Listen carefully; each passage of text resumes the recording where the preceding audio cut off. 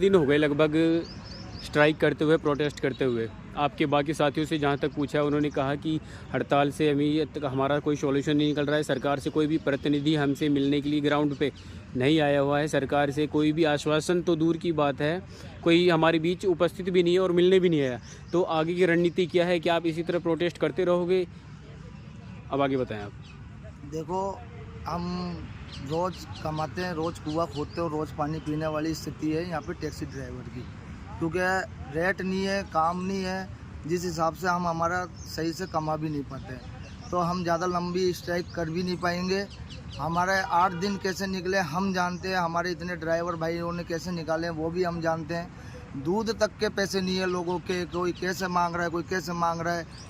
मतलब हमारी छवि इतनी ख़राब हो गई कि आज अगर हम हमारे रिश्तेदार में या परिवार में या रिलेशन में किसी से हम उधार भी मांगते हैं ना, तो उनको वो भी नहीं देते। उनको भी ये लगता है कि ये पैसा लेगा और दे नहीं पाएगा, इतनी तो अभी आपके बीच में से ही कई लोग केटीएस का नाम ले रहे हैं। तो केटीएस क्या है और केटीएस कैसे आपका भला कर सकती है इस चीज़ में लेकर के? केटीएस का सर ऐसा है कि देखो, वो दोनों के लिए बढ़िया है। हमने उसको देखा, परखा, हर चीज़ जानी उसके बारे में। पहले हम 8 दिन से थे तो केटीएस वाले भी मिले, सारी चीज़ें उन्होंने समझाई।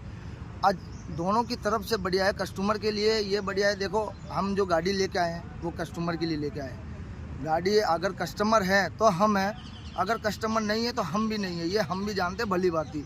हमारा बिल्कुल भी उद्देश्य नहीं है कि हम हमारे कस्टमर को परेशान करें या कुछ करें। आप कई कस्टमर की कंप्लेंट होती है, ड्राइवर एसी नहीं चलाते हैं, लोकेशन पे नहीं छोड़ते हैं, बात सही से नहीं करते हैं, तरीके से नहीं करते हैं। वो क्या होता है, एक गुस्सा होता है ड्राइवर के अंदर। गुस्सा किस बात का होता है कि उसको अमाउंट नहीं मिलता, उसके अकॉर्डिंग कस्टमर से पेमेंट तो लिया जाता है। ऐसा नहीं है कस्टमर से पेमेंट नहीं लिया जाता, कस्टमर से पेमेंट लिया जाता है।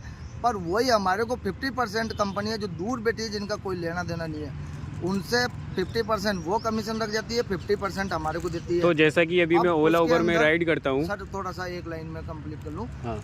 अब उसके अंदर क्या है, जब हमारे को अमाउंट पूरा नहीं मिल पाता तो हमारे को थोड़ा गुस्सा होता है, क्योंकि हमारे को जो वाजिब किराया वो नहीं मिल पाता। अब उसमें हम गुस्सा किस पे निकालेंगे? जो प्रेजेंट टाइम में सवारी हमारे पास बैठी है उसी पे। हम भी नहीं चाहते ऐसी कम कर देना, नहीं चलाना, क्योंकि हमारे को अमाउंट नहीं मिल रहा।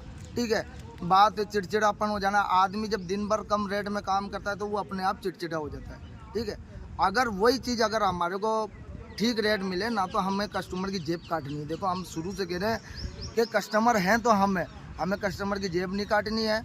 कस्टमर अगर हमारे को वो जो हमारा वाजिब किराया है वो मिल जाता है तो हम ऐसी भी चला देंगे और कस्टमर से अच्छी बात भी करेंगे और बढ़िया सर्विस भी देंगे। तो वही केटीएस वालों ने हमसे बोला है कि आपका जो मिनिमम जो अमाउंट होता है, जिसमें ड्राइवर भी